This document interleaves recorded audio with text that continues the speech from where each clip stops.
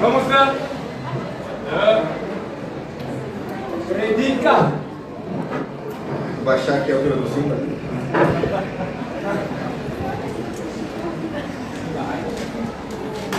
Bom dia, querida família Oeste. Eu estou muito feliz de novamente pregar a palavra de Deus para vocês essa manhã. E tem sido incrível, irmãos, todos os milagres que Deus tem feito por meio da vida de cada um dos discípulos aqui. E essa manhã eu queria abrir com vocês coisas que tenho aprendido no meu coração essa semana. No começo do ano, nos foi desafiado a termos orações radicais para Deus. Orações impossíveis, coisas que você orasse e fala: Deus, eu não sei se vai acontecer, mas eu quero muito que isso aconteça, Pai. E duas delas que eu tenho orado insistentemente todos os dias é: Deus, me ajuda a conhecer mais a sua graça.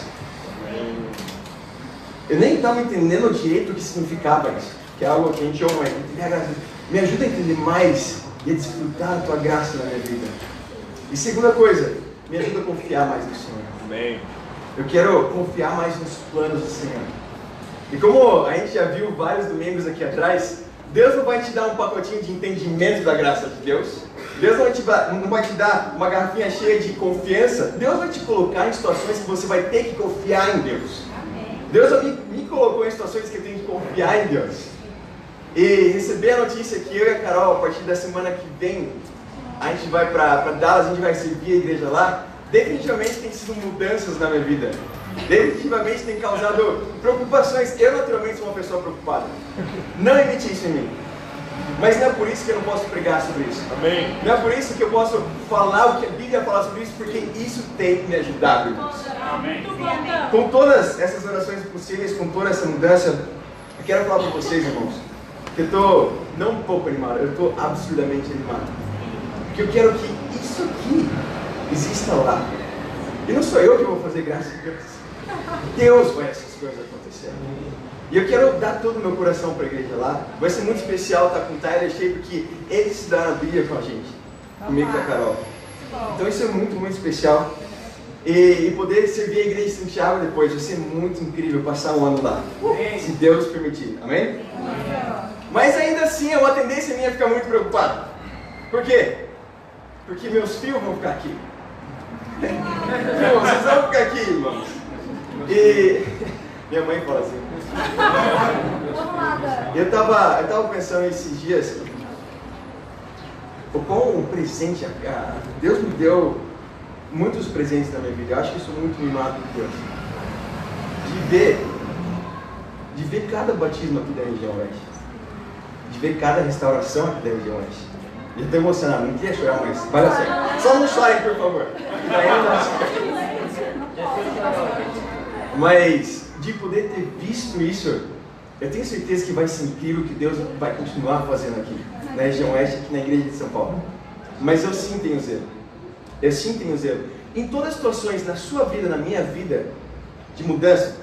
Você saiu do ensino médio, você foi para a faculdade, mudança acontece e a situação principal que Satanás vai querer atacar você. Situações de transição.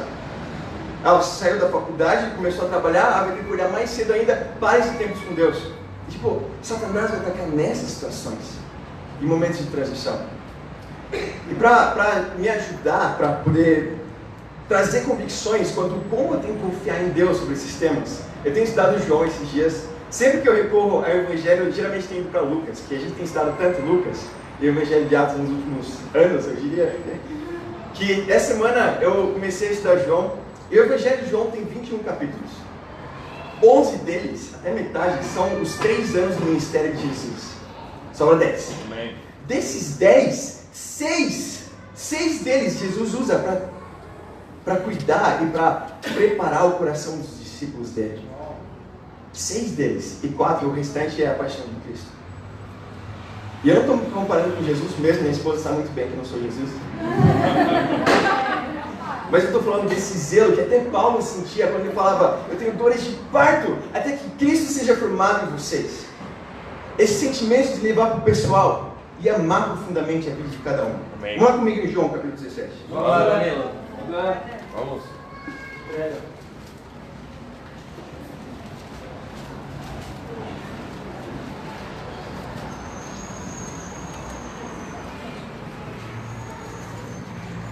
João capítulo 17, depois que Jesus fala da morte dele, depois que Jesus lava os pés deles, no capítulo 13, mostrando que esse é o maior de fato no reino de Deus, é o que mais serve. Se você quer ser grande, se você quer ser admirável aos olhos de Deus, seja a pessoa mais humilde de todas, que mais serve, que não quer se parecer para ninguém. Isso é o seu maior. Jesus deu exemplo prático disso e lavou os pés deles. Depois disso, Jesus fortalece os discípulos dele com a promessa do Espírito Santo. Depois, Jesus também fala para eles permanecerem na videira, chama eles de amigos, são irmãos dele. E aqui no capítulo 17, Jesus, ele ora para os discípulos dele. A gente vai ler aqui no versículo 6. Fala assim, Jesus está orando e falando com Deus. Ele fala assim, eu revelei teu nome àqueles que do mundo me deste. Eles eram teus, tu os deste a mim, e eles têm obedecido a tua palavra. Agora eles sabem que tudo que me deste vem de ti, pois eu lhes transmiti as palavras que me deste, e eles aceitaram. Eles conheceram de fato que eu vim de ti e creram que me enviaste. Eu rogo por eles. Eu não estou rogando pelo mundo, mas por aqueles que me deste, que são teus. Tudo que eu tenho é teu, e tudo que tens é meu. E eu tenho sido glorificado por meio deles. Eu não ficarei mais no mundo, mas eles ainda estão no mundo. E eu vou para ti. Pai Santo, protege-os em teu nome, o nome que me deste, para que sejam um, assim como somos um. Enquanto estava com eles, eu os protegi, eu os guardei no nome que me deste. Nenhum deles se perdeu, a não ser aquele que estava destinado à perdição, para que se cumprisse a Escritura. Agora eu vou para ti, mas digo essas coisas enquanto ainda estou no mundo, para que eles tenham a plenitude da minha alegria. Dê-lhes a tua palavra, e o mundo eu sou odiando, pois eles não são do mundo, como eu também não sou. Eu não rogo para que os tires do mundo, mas que os protejas do maligno. Eles não são do mundo, como eu também não sou. Santifica-os na verdade. A tua palavra é a verdade. Assim como me enviaste ao mundo, eu os enviei ao mundo. Em favor deles eu me santifico, para que também eles sejam santificados pela verdade. O que a gente está vendo aqui nessas palavras da oração de Jesus? O zelo que Jesus tinha pela vida de cada uma dessas pessoas. O cuidado. Deus, eu não peço para que o Senhor tire eles do mundo, mas o Senhor proteja a vida de cada um deles. Jesus confiou em Deus. Isso não fez Jesus vacilar ou não querer seguir o plano de Deus. Por quê? Porque eu preguei a verdade para eles. A tua palavra é a verdade. Nesse zelo de Jesus alertou durante todo o ministério dele, cada um deles, sobre verdades espirituais, que isso é uma guerra espiritual. Numa guerra, as pessoas morrem espiritualmente. No reino de Deus, pessoas caem da fé. No reino de Deus, você pode perder uma perna por consequência do próprio pecado. Nessa guerra espiritual, Jesus estava ensinando isso para eles. Ele pregou a verdade. E logo antes de orar por cada um deles, Jesus os exortou com o fato de que eles teriam aflições nas vidas deles. Voltando aí um pouquinho no capítulo 17, no capítulo 16, versículo 31. Fala assim, respondeu Jesus, agora vocês creem? Aproxima-se a hora, e já chegou, quando vocês serão espalhados, cada um por sua casa. Vocês me deixarão sozinhos, mas eu não estou sozinho, pois meu Pai está comigo. Eu lhes disse essas coisas para que em mim vocês tenham paz. Neste mundo vocês terão aflições, contudo, tenham ânimo. Eu venci o mundo. Amém. Quais foram essas palavras de encorajamento de Jesus? Rapazes, moçada, os discípulos dele que estavam ali, vocês vão ter aflições. E não é que como discípulos vocês vão ter aflições, na vida vocês vão ter aflições. E sem Deus só vai ser mais complicado. Jesus fala assim, vocês vão ter aflições, mas tenham ânimo. Em inglês fala take heart, fala no coração. Eu pesquisei o que no grego Jesus estava, o que no grego o apóstolo João escreveu, o que Jesus falou significa em grego tarsete. Legalmente, o que significa isso? Significa tenha coragem no seu coração, tenha bom ânimo no seu coração, encha-se de ousadia no seu coração, não tenha medo e guarde o seu coração. O que deixa Jesus tranquilo de ter ensinado a verdade para eles Foi essa a última frase que ele fala para eles. Cuidem do seu coração. Tenham ânimo e cuidem do seu coração. E o título da aula de hoje é Guarde o seu coração. Guarde o seu coração. Coração é uma das partes do corpo mais citadas na Bíblia inteira. Se você vai ter algum problema de saúde, você não quer ter um problema no seu coração, porque é a parte mais importante do seu corpo. Existem escrituras famosas que falam do coração. Lá em 1 Samuel 16 fala que Deus não olha para a aparência externa, mas Deus olha por dentro. Deus olha o coração. E o Luiz é muito grato por isso. Amém? Que a Manu vê alguma coisa em Luiz.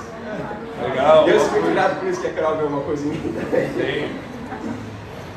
Mas tem uma outra escritura muito famosa também, que a gente sabe muito bem, de Provérbios capítulo 4, versículo 23, que fala: acima de tudo, guarde o seu coração, porque dele depende a sua vida. Dele depende você permanecer fiel ou não a Deus.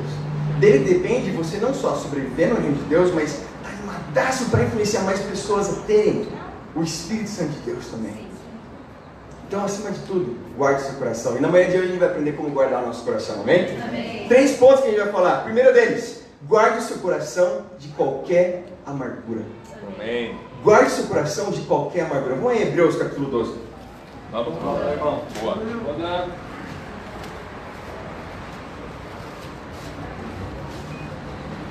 Hebreus capítulo 12. A gente vai ler aqui no versículo 7.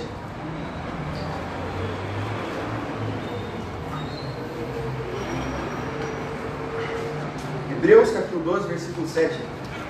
Fala assim: suportem as dificuldades, recebendo-as como disciplina. A gente podia falar o culto inteiro só dessa frase aqui. Ele não fala suporte algumas e depois reclame das outras.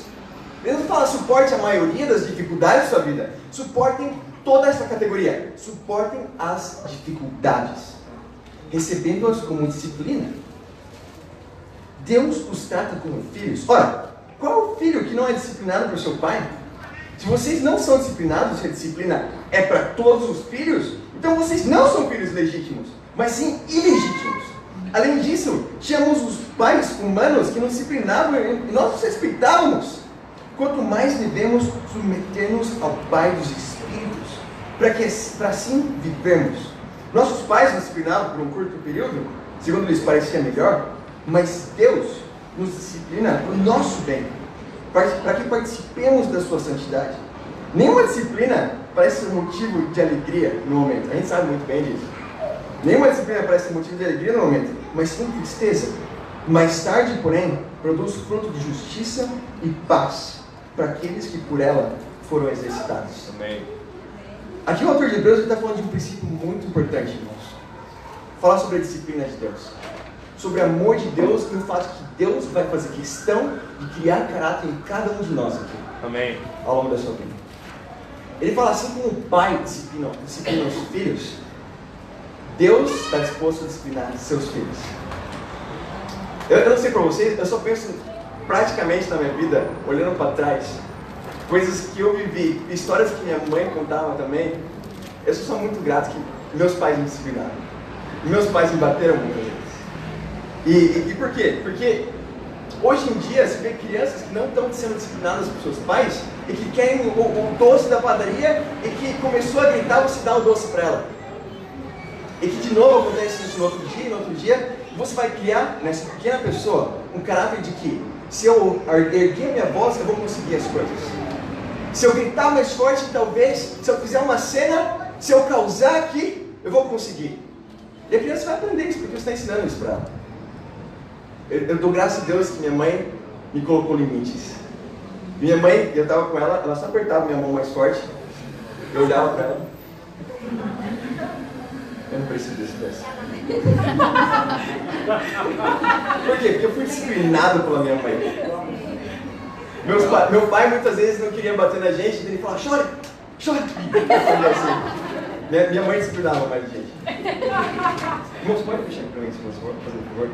Mas, qual que é o princípio aqui? Infelizmente, o que o autor de Hebreus aqui está tentando tratar, para a gente poder se relacionar, assim como o seu pai te disciplinou, Deus vai te disciplinar. Amém. Mas se você não teve pais que te colocaram limites, você nunca vai entender a disciplina de Deus também.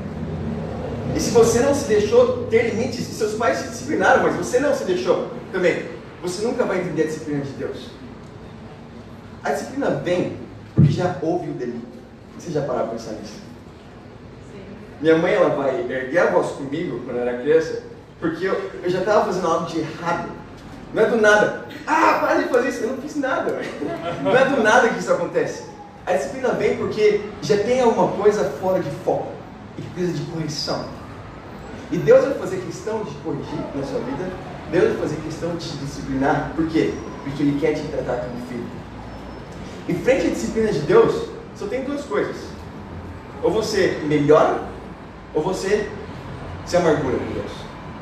Ou você entende o quão importante essa criação de caráter no seu coração, que a vida não é fácil, e que você bater o pé mais forte não faz as pessoas olharem mais para você. E criar caráter de fato. Ou a gente melhora, ou a gente se amargura com Deus. Tanto é que ele fala isso aqui logo depois. Em Hebreus capítulo 12 ainda, só que no versículo 14, ele fala assim: esforcem-se para viver em paz em todos e para serem santos. Sem santidade ninguém verá o Senhor. Cuidem que ninguém se exclua da graça de Deus e que nenhuma raiz de amargura brote e cause perturbação, contaminando muitos.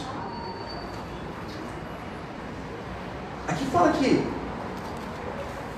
amargurar-se é uma coisa que contamina outras pessoas. E ele fala, façam um esforço, não é tipo, naturalmente vocês vão viver em total harmonia e união uns com os outros. Não, esforcem-se para que isso aconteça. Porque vai haver, talvez, situações que você vai ser disciplinado e você vai ficar amargurado com Deus ou amargurado com os irmãos que estão te ajudando a criar caráter também. Amargura é algo perigoso, irmãos. Por quê? Porque se eu estou amargurado com o Walter, isso não se manifesta com ele. Eu vou falar de outras pessoas sobre ele. Porque falar com ele diretamente tomaria humildade no meu coração. Tomaria querer de fato lidar com a situação. Mas para quem está amargurado não vai fazer isso. E é algo que contamina. Por quê? Porque você vai falar para outra pessoa que não vai te ajudar a resolver o problema. Que você tem que conversar com aquela pessoa. Quando a gente é disciplinado por Deus, ou você é grato porque Deus está te ensinando e você não pergunta, para que Deus? Por que o Senhor está permitindo isso na minha vida? Por que essa pessoa, por que eu estou estudando a Bíblia, ela não está avançando os estudos? Como se você merecesse alguma coisa? Por que Deus que eu não consigo esse emprego? Por que Deus que eu não consigo passar nessa matéria? Quando você que precisa estudar mais. E a gente chama isso de Deus disciplinando a gente ainda. Quando Deus nos disciplina de verdade, a gente tem que guardar o nosso coração, irmãos, e não estarmos amargurados. Tem pessoas pessoas com coração amargurado sempre generalizam tudo. Nossa, eu nunca faço nada certo. Vocês já ouviram uma frase assim? Para pensar logicamente nisso. Você fez alguma coisa certa hoje, você escovou o dente, você fez alguma coisa certa na sua vida. Não é que você faz tudo errado, mas vamos parar de generalizar essas coisas e se colocar como vítima. Tratar de amargura, irmão, se trata de entender perdão. No reino de Deus, discípulos vão pecar. Por quê? A Bíblia fala disso, você vai pecar. Eu não pego. Mentira, a Bíblia fala que mentira também. E a igreja não é perfeita por quê? Porque eu e você, a gente está nela. Amém. E a gente tem que ter convicção nisso. Sabendo disso, quando o irmão pecar contra você, o que você vai fazer? Você vai se amargurar? Vai culpar o irmão? Vai culpar Deus? Ou você vai ajudar a situação a se recompor? E você estar de fato bem com Deus. Amém. Entender perdão significa entender o que Jesus fez por cada um de nós. Amém. Vamos lá comigo em Mateus capítulo 18. Vamos.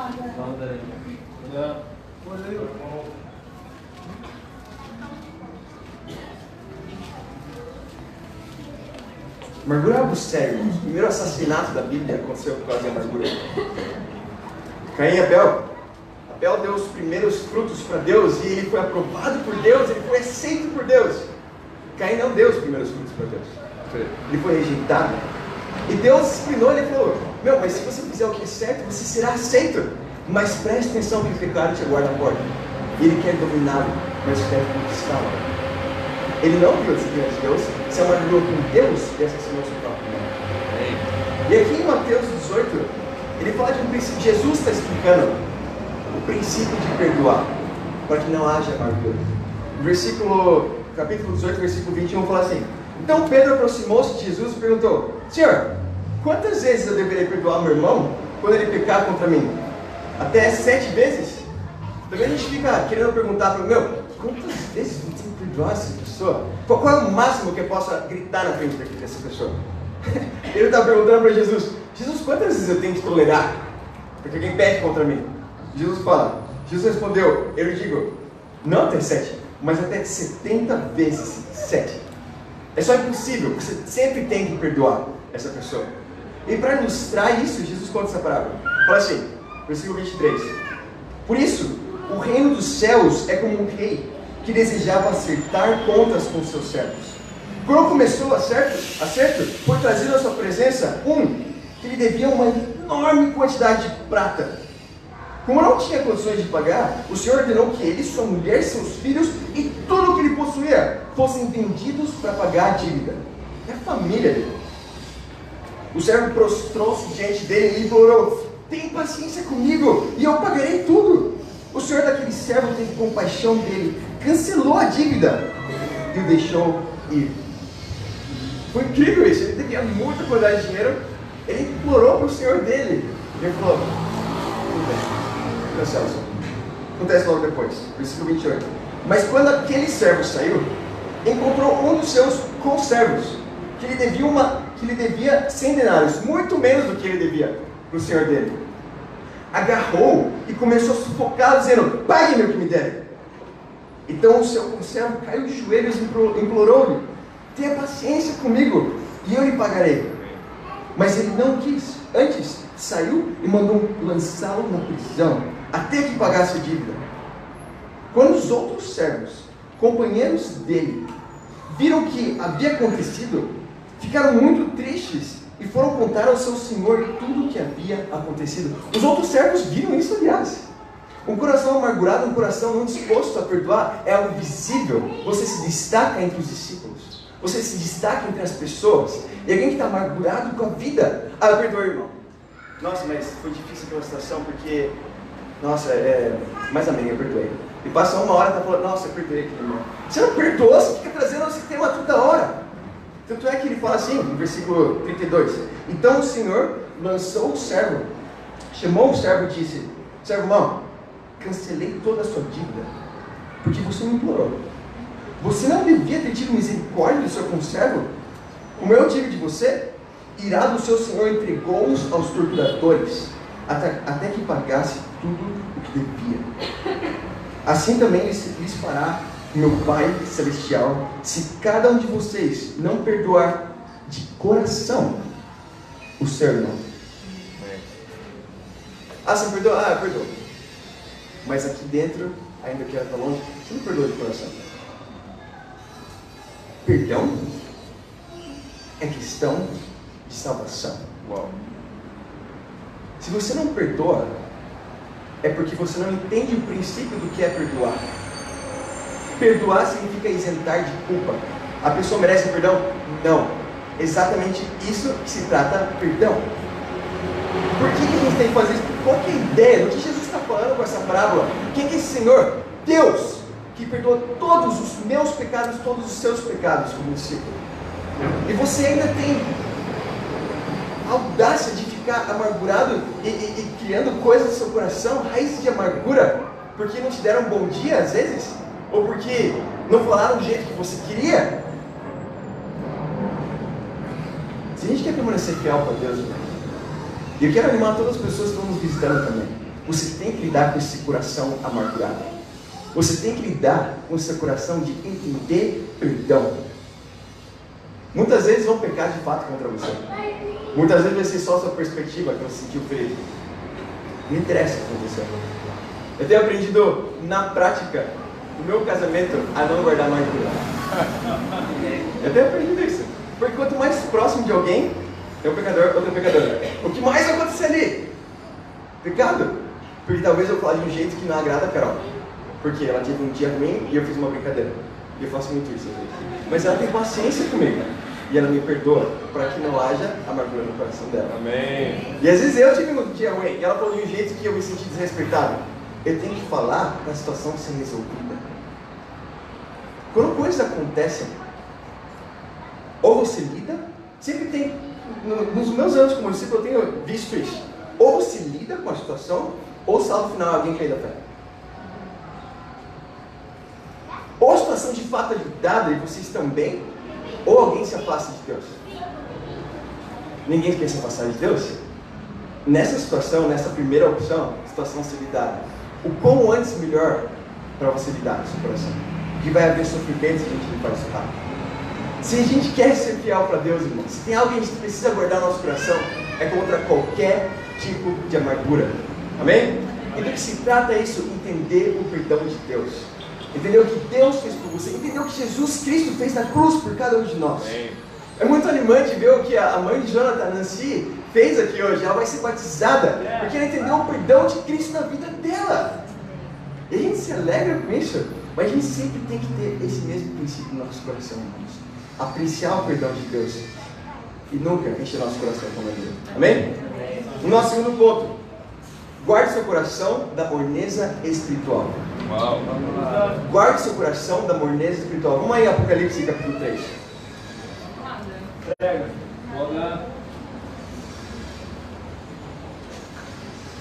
Apocalipse capítulo 3. A gente vai ler aqui no versículo 14. Isso aqui é uma carta, uma revelação de Deus, por meio do apóstolo Paulo, por meio do apóstolo João, para as igrejas. E aqui no versículo 14, a gente vai ler a carta à igreja de Laodiceia. E olha o que ele fala aqui, no versículo 14. Está calor hoje, é inverno, mas está calor. Fala assim: ao anjo da igreja em Laodiceia, escreva: estas são as palavras do Amém, a testemunha fiel e verdadeira, o soberano da criação de Deus. Eu conheço as suas obras. Eu sei que você não é frio nem quente. Melhor seria se você fosse frio ou quente. Assim, porque você é morno, não é frio nem quente, estou a ponto de vomitá-lo da minha boca. É algo muito forte que ele fala aqui. Eu conheço suas obras. É tipo, eu conheço você. Eu sei o que você faz, eu sei as motivações. E vocês não estão quentes, vocês não estão frios, vocês estão mornos espiritualmente. E sabe qual é a coisa mais suada de estar morno espiritualmente? Você não sabe disso. A coisa mais perigosa de estar morno espiritualmente é que você não tem ciência desse fato. É verdade. Você não enxerga isso. Todo mundo aqui tende à morneza, tende ao conforto. É o que o nosso coração quer. É o que o mundo ensina, que bacana. Meu, você tem que se aposentar aos 30, é o quê? Para você ficar 24 horas por dia sentado na frente da televisão assistindo Netflix? Isso é morneza, isso é sucesso na vida, é mentira! Morneza é algo que todo mundo tem. Se você vai tomar banho, você vira o registro, a água está quente, você não vai entrar. Né? Se a água está muito fria, você não vai entrar também. Mas se está morna, você vai ficar lá. É verdade. Morneza é algo perigoso, pessoal. Sempre. E você não sabe. E olha qual que é a direção que Deus dá para essa igreja. Versículo 17. Você diz: estou rico, adquiri riquezas, não preciso de nada. Não reconhece, porém, que é miserável. Eu acho forte essa palavra. Miserável, digno de compaixão, pobre e cego que está nu. Dou este conselho: compre de mim ouro refinado do fogo e você se tornará rico. Compre roupas brancas e vista-se para cobrir sua vergonhosa nudez. E compre colírio para ungir os seus olhos e poder enxergar. É que fala, porque vocês estão mortos, presta vomitá-los da minha boca. É muito forte que ele fala aqui, irmãos. Acho que todo mundo já vomitou alguma vez na vida. Acho que todo mundo já fez. Criança só. Todo mundo já vomitou uma vez na vida. Algo que você vomitou é suave falar disso. Mas é isso que eu estou falando. Então eu estou falando disso. Algo que você vomitou está aqui dentro. É terrível para a pessoa que está segurando aquilo. Vai fazer bem para ela se ela colocar para fora. Estou prestes a vomitá-los da minha boca, porque eu não aguento mais o que está acontecendo aqui. Vocês estão cegos, por isso que ele fala: compre colírios para poder enxergar. Morneza espiritual, irmãos, é algo que traz nojo e azia em Deus. O que está morno espiritualmente? Para a gente entender isso, vamos entender o que está quente espiritualmente, o que está frio espiritualmente. O que é alguém que está quente espiritualmente? É alguém que está animado com o próprio relacionamento com Deus. É alguém que chega cedo no culto e está servindo, está perguntando o que eu posso fazer e está tentando ajudar outras pessoas. É alguém que é evangelístico, ele está trazendo mais pessoas para ouvir da palavra de Deus, para poder estudar a Bíblia com elas e para chamar elas a terem um relacionamento que elas têm com Deus. Isso é alguém quente. Isso é alguém que está muito animado com Deus. É alguém que, nossa, está pegando fogo para Deus. E é isso que Deus mais quer. Alguém que está frio, alguém que nem veio no culto. Alguém que não veio no culto, não veio no culto de novo e se sentiu incomodado que alguém ligou ainda para ele para perguntar o que está acontecendo. Isso é alguém que está frio. E essa pessoa precisa de ajuda. E nós temos que amar essa pessoa para trazê-la para Deus. Amém. Mas o que é estar morno então? O que é estar morno é estar aqui, é estar na igreja, é estar sentado aqui. Mas eu ficar pensando assim, nossa, hoje comecei 9 minutos atrasado. 9 minutos atrasado, nossa, quando que eles vão começar de verdade o culto 10h30? Nossa, essa canção de novo, nossa, é animado, tá? Tem que falar que é animado, mas de novo essa canção, nossa, não sabe o que aquele irmão falou comigo, ele falou com aquele tom. E Deus nessa história, o que você veio fazer aqui? Reclamar da vida? E ainda ficar olhando feio um para o outro que estão pregando a palavra de Deus para você?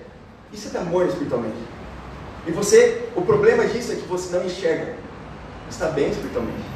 Você vai para as igrejas por aí e as pessoas pensam que estão bem com Deus. Quando de fato nós estamos cheios de pecados sentados ali. Ah, Danilo, como é que você está falando? Eu falo de mim. Eu estava nas igrejas antes. Quando me convidaram para estudar a Bíblia, me convidaram a ser um discípulo e me chamaram, Danilo, isso aqui é pecado, isso aqui é o jeito. E vai ser incrível se você puder viver desse jeito, que você vai estar liberto dessas coisas. Eu fui chamado a estar perto da minha vida. Embora estivesse na igreja 2, 3 vezes por semana, ele estava vivendo em impureza, estava vivendo em pornografia, estava vivendo em masturbação, ele estava vivendo em todas essas indícios de pecado. Ele estava lá, cantando para Deus, esquentando o banco da igreja. Isso é alguém que está morto e não enxerga, precisa de colírio para poder enxergar. Qual a recomendação que ele fala aqui? Repreenda e disciplina aqueles que o amam. Por isso, seja diligente e arrependa-se. Amém. Ah, não gosta de ser chamado de arrependimento? Encontre alegria em ser chamado de arrependimento. Eu tenho aprendido a fazer isso, irmãos. Amém. É difícil? Ah, é fácil fazer. Mentira! Ou você não entendeu direito. Uma dessas duas. Está morno espiritualmente, irmãos. É principalmente refletida de como tem sido os seus tempos com Deus. Porque você pode ter tido tempos com Deus. Você pode não ter tido tempos com Deus. Mas nesse caso, você teve tempos com Deus. Você pode ter tido tempo com o Criador do Universo. E você pode falar que teve tempos com Deus. Na minha vida como discípulo, eu posso olhar para trás e enxergar, porque eu já fiquei várias vezes morno espiritualmente. Nossa, Deus, você... Sim. E o ano passado, acho que teve uma época que eu fiquei acho que uns 3 meses sem ter tempos com Deus. E não que eu não tinha meus tempos com Deus, mas eu não tinha tempos com o Criador do Universo. Isso me fez mal. E esse ano aqui, acho que foi em abril ou maio, que o Carlos Mejia, líder da Igreja do México, veio para cá, eu vomitei tudo para ele. Esse sou eu, Carlos. Essa é a minha vida, os meus anseios, as minhas preocupações, as minhas dificuldades. E ele falou, nossa, Danilo, você é um banana. Ele falou em inglês, né? You're whipping. Eu falei, nossa, não sei o que é essa palavra, deixa eu pesquisar. Eu falei, isso aí. Vamos. Foi a melhor notícia da minha vida. Por quê? Porque eu parei de ter tempos com Deus medíocres. Eu comecei a levar a sério meu relacionamento com Deus. Amém. E sabe o que é incrível disso? Como se eu merecesse uma recompensa de Deus ainda. Deus abençoa esse coração. Verdade. Deus traz mais alegria para esse coração. Se tem uma coisa que eu quero animar vocês, irmãos, a focarem, é não estarem mornos espiritualmente. E como você mede isso? os seus tempos com Deus. Hoje é dia 29. Toma uma decisão hoje. Chega de tempos medíocres com Deus. Numa escala de 0 a 10, se tirar 5, é ser medíocre. É forte essa palavra, né? Medíocre. Chega de ter tempos bananas com Deus. E passe a levar mais a sério os seus tempos com Deus. Amém. Torne-se especial. E uma outra forma de a gente medir nosso coração, se a gente está quente ou morno, é se você está envolvido na missão. Sim. Se você está compartilhando sua fé. Se você está envolvido em estudos bíblicos. Por quê? Porque quando você estuda a Bíblia com alguém, com uma faca de 2 gumes, ela te corta também. Isso te mantém fiel para Deus. Porque você deixa a palavra ainda estar viva e ativa e relevante no seu coração. Eu quero animar cada um de vocês, irmãos. Se a gente quer permanecer fiel, é a gente que todo mundo quer. Vamos guardar o nosso coração contra qualquer tipo de morneza espiritual. Amém? Nosso último ponto, rapidinho. Vamos lá em Tiago 4. Vamos lá, Danilo. Tiago capítulo 4. Nosso terceiro ponto é: guarde seu coração dos valores deste mundo.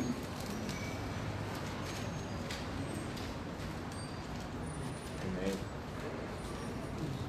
Estão comigo, irmãos? Vamos. Tiago 4, versículo 1 fala assim. Está um tom interessante para a lição de hoje. Versículo 1 fala assim: de onde vêm as guerras e as contendas que há entre vocês? Não vem das paixões que guerreiam dentro de vocês? Vocês cobiçam coisas e não as têm, matam, invejam, mas não conseguem obter o que desejam. Vocês vivem a lutar e fazer guerras e não têm porque não pedem. E quando pedem, não recebem porque pedem por motivos errados, para gastar com seus prazeres. Aqui Tiago está falando algo muito forte, na verdade. Ele falou assim: de onde que vem todas essas guerras? De onde que vem de fato os problemas na vida da gente? Daqui de dentro. Não das circunstâncias, daqui de dentro. Contendas e guerras dentro da nossa própria mente. Aqui fala.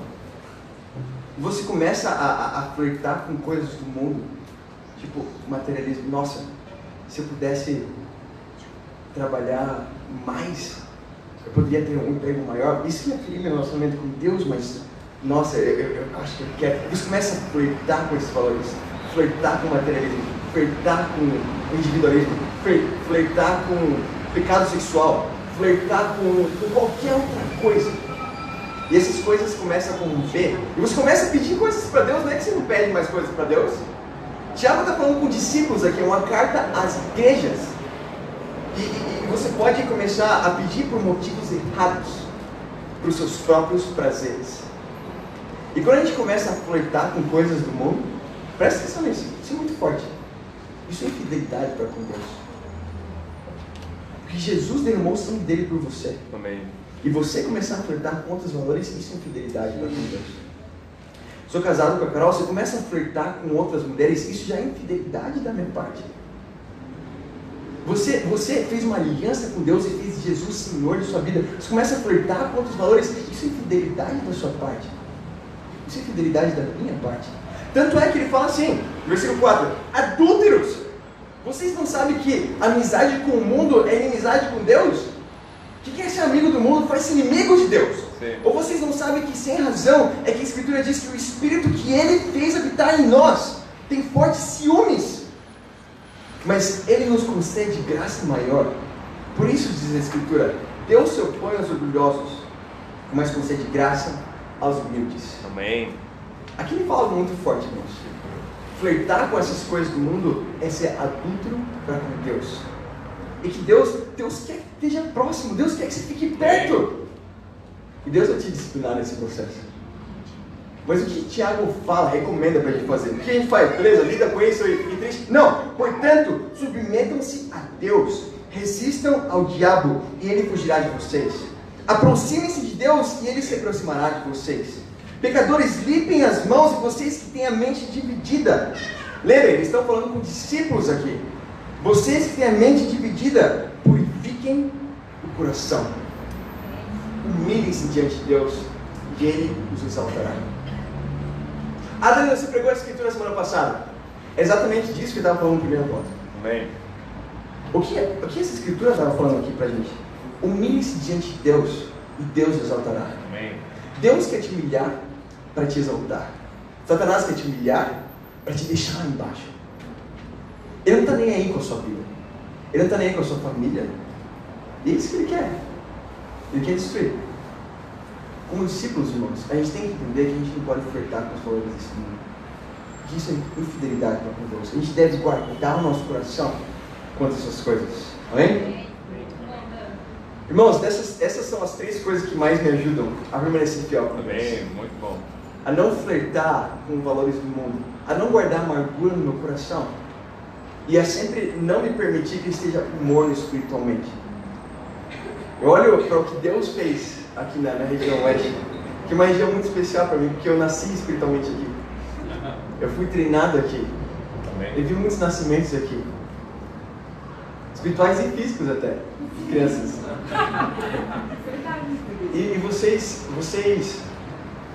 são tudo que eu tenho. Amém. E eu quero que vocês fiquem fiéis a Deus, logicamente. E vai ser incrível, porque, o Raul tá aqui, o Lino vai ter, vai ser incrível isso. Sim, vamos lá. Mas, para sempre. Eu não estou falando desse ano, não estou falando do ano que vem, eu estou falando de 5 anos. Porque mais mudanças de líderes vai ter. Porque a gente está no movimento, parece um movimento de Deus. Não é estacionamento de Deus. Eu não tinha pensado nisso. A gente não está parado. Está parado, está ruim. Mas no movimento de Deus, a gente sempre tem que lutar uns pelos outros. Lutar pela vida uns dos outros. Levar para o pessoal isso. Por quê? Porque de fato é a sua família. De fato são as pessoas com quem você vai viver para sempre na sua vida. Amém. E para sempre, quanto para sempre? Para sempre, tipo, para sempre. Para sempre, tipo, eternidade, para sempre. É melhor estar bem com seu irmão agora, então. Verdade. Eu fico pensando nisso, irmãos. Tipo, se você não tem tempo com Deus, ou não gosta de estar no convívio, por que você quer ir para o céu? Prega. Se você não gosta de estar no convívio dos irmãos, e não gosta de passar tempo com Deus, orando, lendo a Bíblia, você não vai ter o que fazer no céu. Aliás, você nem vai para o céu. Você não entendeu o que está acontecendo. Vamos lá. Mas como discípulos nós entendemos esse princípio, irmãos. E cada um deve lutar um pelo outro aqui, para deixar essa chama acesa na vida de cada um de nós. Ainda tem muito o que fazer, irmãos. Tem muito. A gente está no começo do movimento aqui no Brasil. Amém. E vai ser incrível. Vai ser incrível. Se a gente permanecer fiel e guardar nosso coração e entender o ânimo de Deus, vai ser incrível. Eu quero animar vocês com essas palavras, irmãos. Dizer que eu muito vocês ainda tem mais um culto com vocês. Para Deus seja toda a glória. Amém.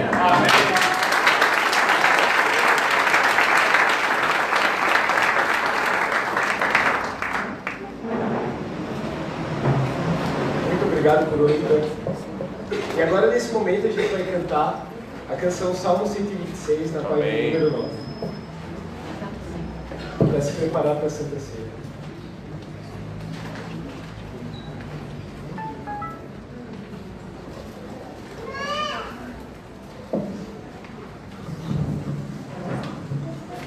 Salmo 126, página número 9.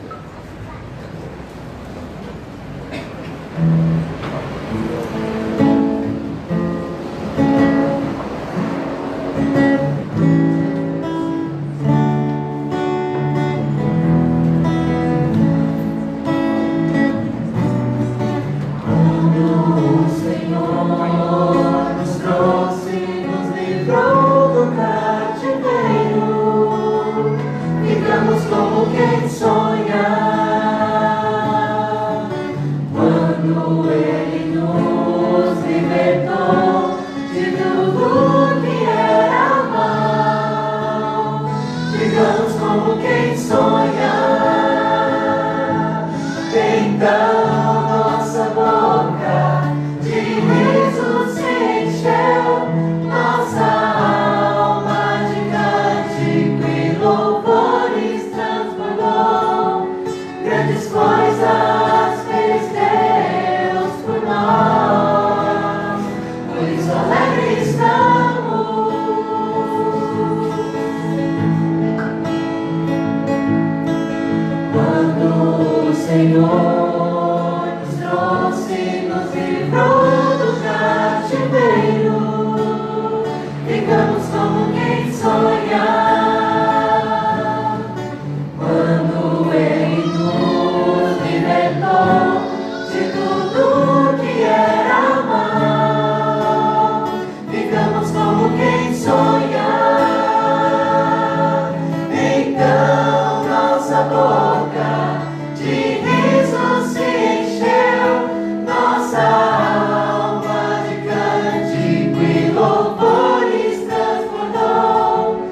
Grandes coisas fez Deus por nós, por isso alegre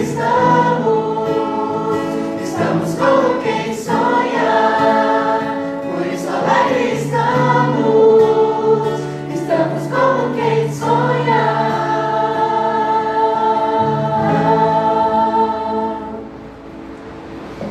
Amém. E agora, para o momento da Santa Ceia, eu gostaria de chamar aqui uma irmã muito especial para mim e para todos nós, que é a Iracia, minha avó.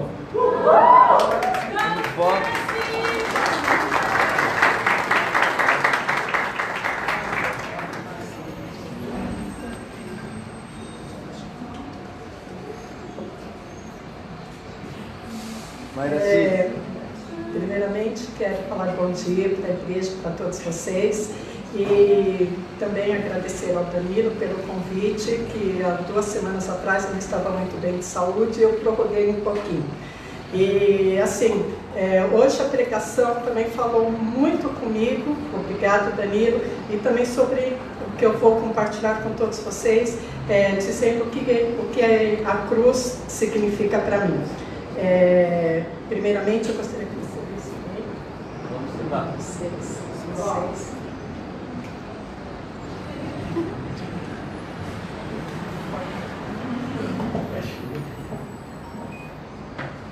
A gente vai ler Romanos 6, do versículo 15 ao 23. Diz assim: Então, vamos pecar porque não estamos debaixo da lei, mas debaixo da graça? De maneira nenhuma. Não sabe que, quando vocês oferecem a alguém para lhe obedecer como escravos, tornam-se escravos daquele a quem obedecem, escravos do pecado que leva à morte, ou da obediência que leva à justiça. Mas graças a Deus, porque embora vocês tenham sido escravos do pecado, passaram a obedecer de coração a forma de ensino que lhes foi transmitida. Vocês foram libertados do pecado e tornaram-se escravos da justiça. Falo isso em termos humanos, por causa das suas limitações humanas. Assim como vocês ofereceram os membros do seu corpo em escravidão à impureza e à maldade que leva à maldade, ofereçam-nos agora em escravidão à justiça que leva à santidade. Quando vocês eram escravos do pecado, estavam livres da justiça. Que fruto colheram, então, das coisas das quais agora vocês se envergonham? O fim delas é a morte. Mas agora que vocês foram libertados do pecado e se tornaram escravos de Deus, o fruto que colhem leva à santidade, e o seu fim é a vida eterna. Pois o salário do pecado é a morte, mas o dom gratuito de Deus é a vida eterna em Cristo Jesus, nosso Senhor. Amém. Então, essa escritura me inspirou muito, porque fala um pouco do meu coração, um pouco do meu passado, um pouco da minha história. Olhar para a cruz é ver a crucificação de Jesus e o alto preço que Ele pagou pelos meus erros, pelos meus pecados, porque, como na pregação, falou grandemente, porque é exatamente o que eu vou falar da minha arrogância, da minha amargura, do rancor, da minha intolerância e das mentiras. Coisas que antes eu não prestava atenção, que tudo isso machucava e magoava as pessoas. Eu não me dava conta disso e nem me importava com isso, né? E maior, eu entristecia o coração de Deus, né? E nem me dava conta que Deus ficava triste com tudo aquilo que eu praticava, que eu não tinha, talvez, eu tinha ciência, mas não tinha uma consciência do mal que eu fazia a mim, às pessoas, e primeiramente fazia isso a Deus. Então, assim, eu tinha esse coração tão amargurado, tão rancoroso, vivia na mentira. E, então isso, como nessa escritura fala, eu era escrava de Satanás. Eu era escrava de Satanás porque eu servia a ele. Fazia tudo que agradava a ele, entristecia o coração de Deus. E olhar para a cruz é ver o quanto Jesus me ama. Olhar para Ele é ver aquele sangue derramado pelos meus pecados, porque eu fui causadora, né, da crucificação de Jesus. E ver o quanto eu preciso estar focada nele e ser obediente às Escrituras. Então hoje eu só posso falar para Deus assim: Jesus, eu quero te dar presentes. Qual presente que eu posso dar a Ele? É ser obediente, é ter gratidão, é ter por Ele adoração, é poder servir a Ele com excelência e poder refletir a luz que é Jesus, né? E amando e ajudando ao próximo para poder parecer um pouco mais com o caráter de Jesus, né? Porque eu vejo que Deus quer que a gente seja obediente, né? Deus dá valor à obediência, porque quando Adão e Eva desobedeceu a Deus, comendo do fruto, né, proibido, Deus ficou triste com a ação de Adão e Eva, assim também como Deus ficou triste com as minhas ações, com os meus comportamentos, os meus sentimentos errados. Então hoje falar assim, eu vejo Jesus como alguém que me ama, que até hoje, né, vem me disciplinando e vem me corrigindo, vem mostrando para mim os erros que eu tenho que estar trabalhando, eu tenho que estar nos pés dele, clamando a ele todos os instantes, pedindo perdão, porque eu sou errante, sou pecadora, mas eu quero ser uma imitadora de Jesus. Então para mim é isso que a cruz significa para mim.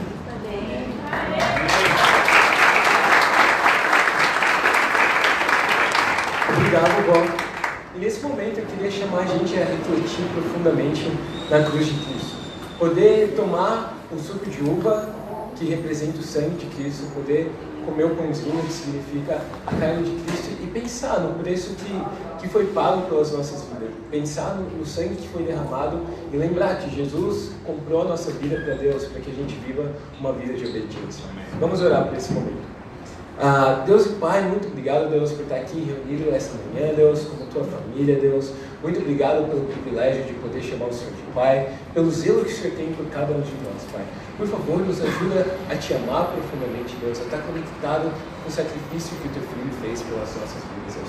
Que a gente possa lembrar disso a cada dia, nos ajuda a refletir no nosso coração nesse momento, Deus, e viver uma vida de gratidão, Deus, uma vida de obediência, Deus, com cada um de nós. Muito obrigado por tudo, que toda a glória seja dada ao teu nome. Ora em nome de Jesus. Amém.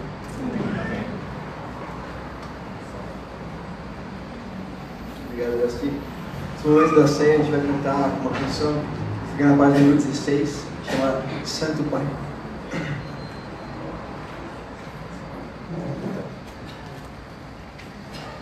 Santo Pai, dá-nos paz.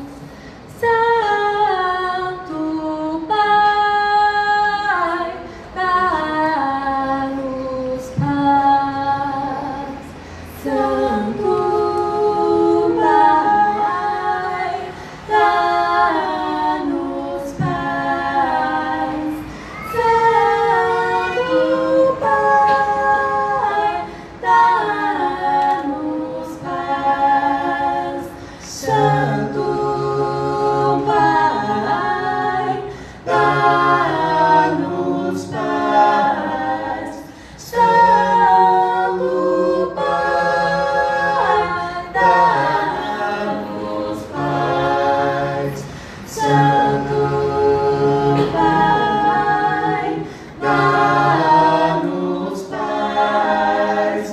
Santo Pai, dá-nos paz. Santo Pai, dá-nos paz. Santo Pai, dá-nos paz. Na página número 3, Soberano Líder.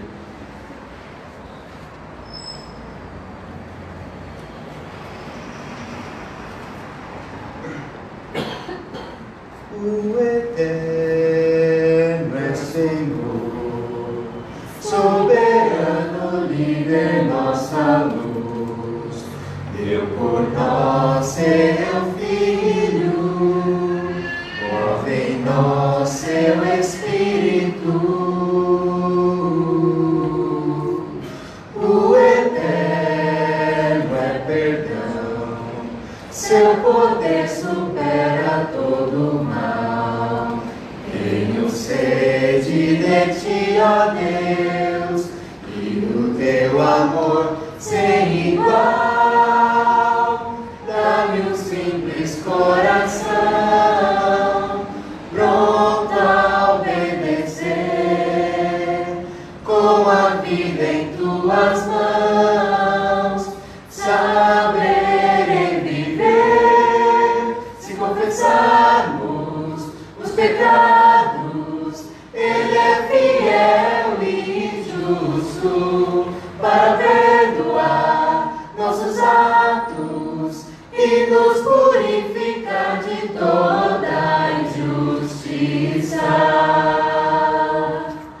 O Eterno é Senhor, soberano, líder, nossa luz. Deu por nós seu Filho, move em nós seu Espírito. O Eterno é perdão, seu poder supera todo mal. Tenho sede de ti, ó Deus, e do teu amor sem igual. Dá-me um simples coração, pronto a obedecer, com a vida em tuas mãos, saberei viver. Se confessarmos os pecados, Ele é fiel e justo para perdoar nossos atos e nos purificar de toda injustiça.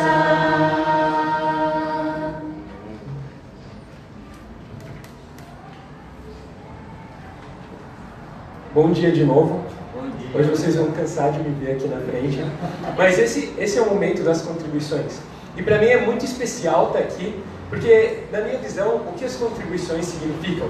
Significam você dar para Deus um pouco de tudo que Ele te deu, um pouco daquilo que você recebeu, aquilo que eu recebi de Deus. Então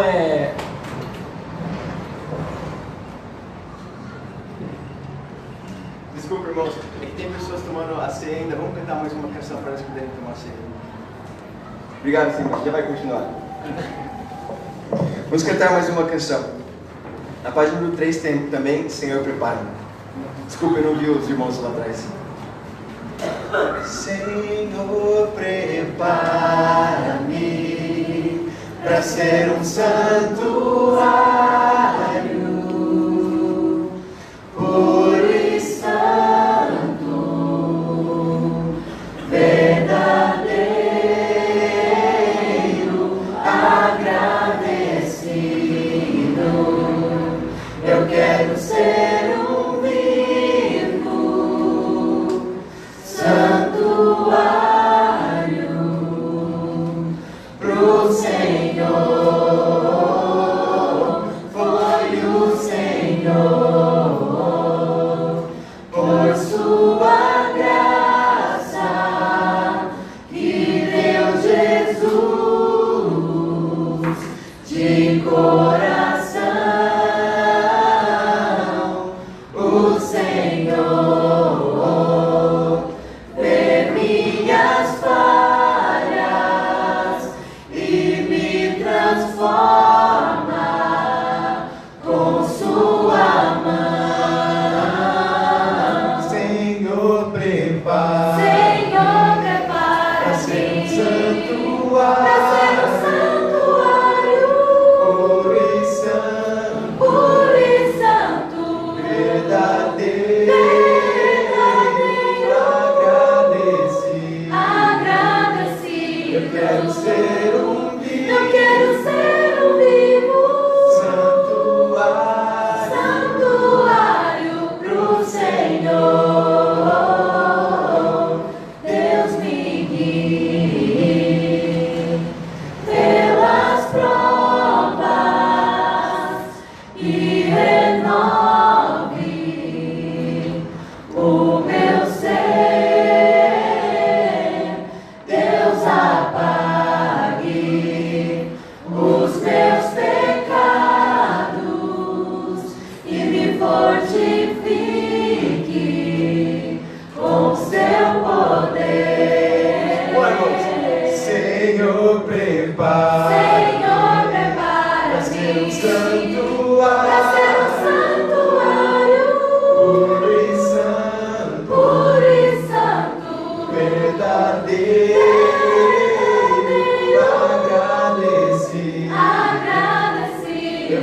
ser um vivo. Eu quero ser um vivo.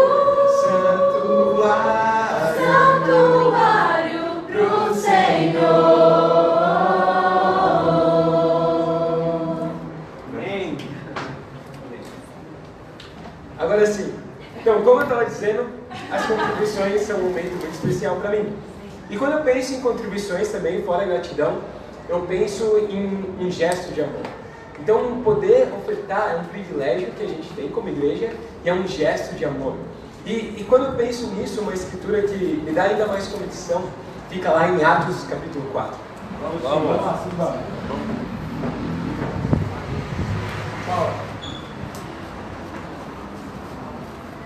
Basicamente, no livro de Atos, a gente vê a história da igreja no primeiro século. E aqui tem uma dos relatos que para mim são um dos mais marcantes. Capítulo 4, a gente vai ler a partir do versículo 32, que diz assim: Da multidão dos que creram, um meramente e um o coração. Ninguém considerava unicamente seu coisa alguma que possuísse, mas compartilhavam tudo o que tinham. Com grande poder, os apóstolos continuavam testemunhar da ressurreição do Senhor Jesus, e grandiosa graça estava sobre todos eles. Não havia pessoas necessitadas entre eles, pois os que possuíam terras ou casas as vendiam, traziam dinheiro da venda e o colocavam aos pés dos apóstolos, que o distribuíam segundo a necessidade de cada um. José, um levita de Chipre, a quem os apóstolos deram o nome de Barnabé, que significa encorajador, vendeu um campo que possuía, trouxe o dinheiro e colocou aos pés dos apóstolos. Uau! Olha essa escritura. Aqui, basicamente, a gente está vendo o convívio dos discípulos no primeiro século. Pessoas que tinham acabado de crer na mensagem, se batizados, vivendo uma vida totalmente comprometidas. E a Bíblia diz que eles não consideravam seu coisa alguma. Antes, o que eles faziam? Eles repartiam isso para cada uma das pessoas. Eles repartiam entre si. E a Bíblia fala que entre eles não havia ninguém que passava necessidade.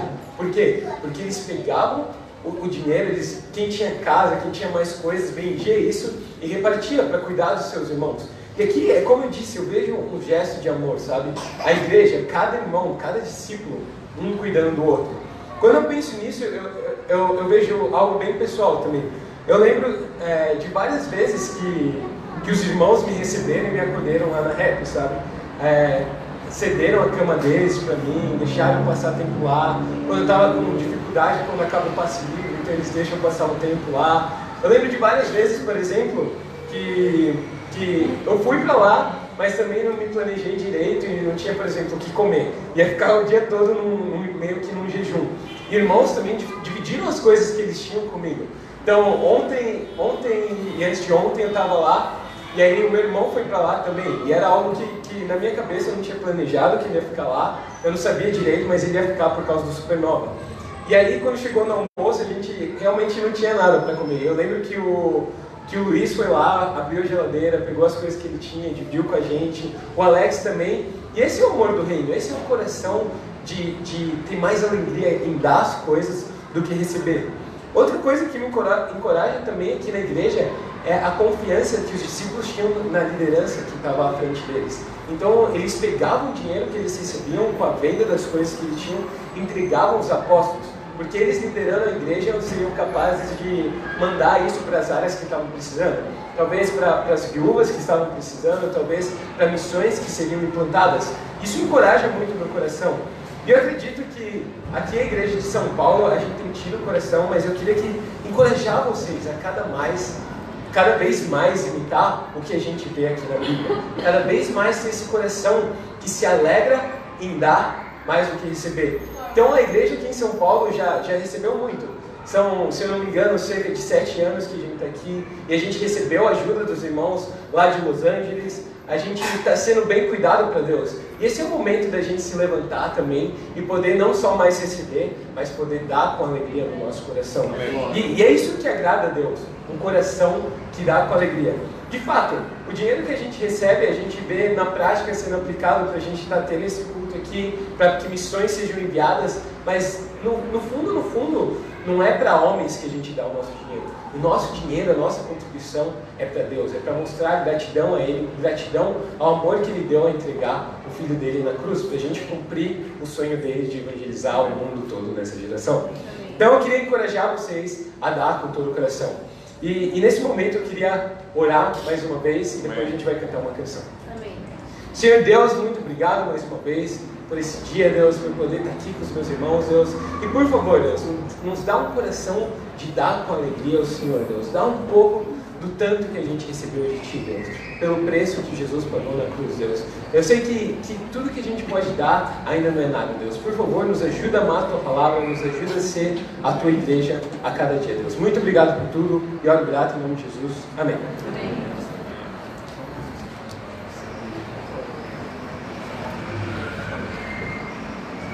Amém? Nesse momento a gente vai cantar uma canção na página número 10, Canção do Carcereiro. É uma canção muito divertida. Ela tem um ritmo parecido com samba, um ritmo meio latino. Espero que vocês gostem. Página número 10, Canção do Carcereiro.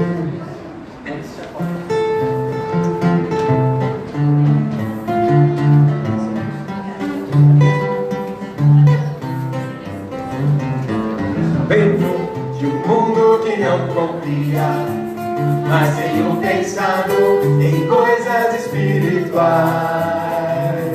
buscando uma nova perspectiva, um caminho certo que ajude a alcançar a paz. Quero cantar outra vez, quero viver de verdade, quero encher o meu ser com essa felicidade. Quero cantar outra vez, quero viver de verdade, quero encher o meu ser com essa felicidade. Entendo que existe uma alternativa e uma maneira de não ser como os demais, que Cristo é quem pode transformar-me. E isso que eu quero fazer, custe o que custar. Quero cantar outra vez, quero viver de verdade, quero encher o meu ser com essa felicidade. Quero cantar outra vez, quero viver de verdade, quero encher o meu ser com essa felicidade. Uma esperança sim, sim, razão para amar, uma fonte de luz que não vou abandonar.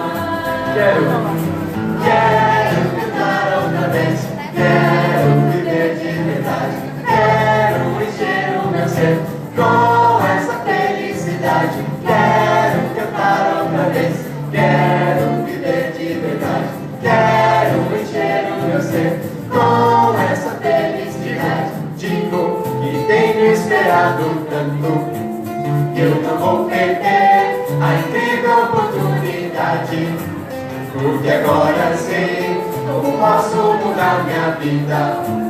Em nome de Cristo eu quero me batizar.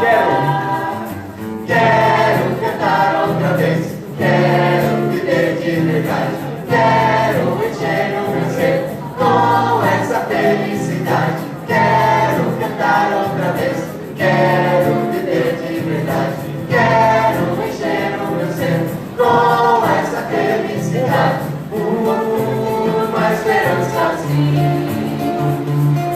sim, razão para amar, uma fonte de luz que não vou abandonar. Posso cantar outra vez, posso viver de verdade. Cristo encheu o meu ser com essa felicidade.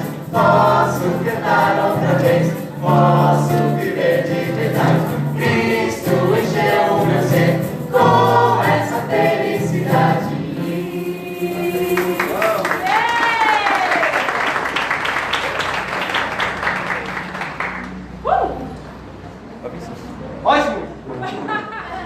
Bom dia novamente, igreja. Então, esse é o momento dos avisos. Por que os avisos são importantes? Provavelmente a maioria de vocês sabem, que estão recorrentemente na igreja, sabem sobre as coisas que vão acontecer na igreja. Mas as pessoas que vocês convidaram não necessariamente sabem. Então a gente precisa deixar tudo muito claro que vai acontecer durante a semana. E o primeiro aviso é sobre o Mercy. Então, para falar sobre o Mercy, eu queria chamar aqui o Jax.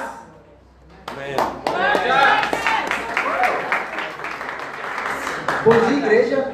Para quem não sabe, o Mercy é o braço benevolente da igreja, em que a gente tem algumas ações sociais, como doação de sangue, visitar orfanatos, asilos. E no próximo mês de agosto, a gente vai estar tendo uma ação social no sábado, dia 18, que vai estar ocorrendo aqui em Osasco, no Orfanato Mamos. E para quem tiver interesse em ir, vocês falem não comigo, não com a Lia, mas com a Dani. Então todas as pessoas que tiverem interesse em poder estar nessa ação social que a gente vai ter no Orfanato Mamos e Osasco, falem com a Dani. E o que a gente fez já no início do ano é um calendário todo para separar todas as datas que a gente vai ter o Mercy. Então, eventualmente, se você não pode ir em agosto, você pode se programar para estar indo nos outros meses. Então, se vocês também querem um calendário, falem com a Dani também que ela tem calendário. Yes. Alguns avisos sobre as reuniões que a igreja faz. Então, espero que tenha homens animados aqui, porque nessa quarta-feira a região oeste vai ter culto de homens, amém? Vai acontecer às 20 horas na República dos Irmãos. Então fica na Rua Moura, Brasil, 158. Talvez isso seja difícil para você encontrar, então chama alguém para ir com você, chama alguém para te acompanhar, para te ensinar o caminho. Culto de homens, 8 horas da noite na Rep dos Irmãos, amém? A sexta-feira, às 6h30 da tarde, ou da noite, como você preferir, a gente se encontra aqui nesse mesmo local para fazer o devocional universitário, amém? Então, é muito legal terminar o último dia útil da semana entre os universitários se animando para Deus, amém? E por último, ainda não por último, mas uma novidade importante. Eu falei que todas as coisas são as coisas que as pessoas sabem da igreja, mas não, essa é uma novidade. Na segunda-feira, dia 6/8, a gente vai começar a fazer quinzenalmente devocional de solteiros. Amém. Tem solteiros aí? Amém. Amém. Então, o devocional de solteiros vai ser na Casa do Mestiço, que fica aqui próximo do metrô. A gente já fez algumas reuniões lá, mas se você não souber onde é, pergunta para quem te convidou sobre qual local, para ele te ajudar. O devocional vai acontecer também às 8 horas da noite. Ele vai acontecer quinzenalmente, amém? Novamente, no próximo domingo, nós temos cultos como nós tivemos hoje aqui na região oeste. Então, às 9 horas da manhã, English Service. Culto em inglês para treinar o nosso inglês e aprender da palavra de Deus. 9 horas da manhã. Logo em seguida, às 10h30 da manhã, acontece o nosso culto em português, que é o que a gente está fazendo aqui, amém? Amém. Mas para todos que são da igreja, o culto começa às 10h30, os discípulos chegam antes disso, às 10 horas da manhã, amém? Amém. Então esses foram os avisos. Eu quero animar vocês, irmãos, a nesse momento cantar uma última canção com todo o coração para Deus, amém? Amém. Se levantem para uma última canção. Eu sei que o Luiz quer cantar a canção. Amém, irmãos? Vamos cantar uma última canção para Deus, na página número 3, Sofonias 3.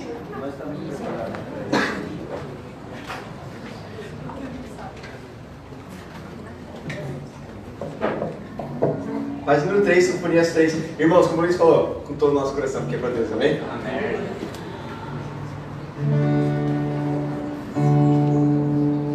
Ouvi, meu Deus cantando pra mim e salvar cada nação. Ouvi, meu Deus cantando pra mim e vencer a tentação. Ouvi, meu Deus cantando pra mim. E é por causa de Jesus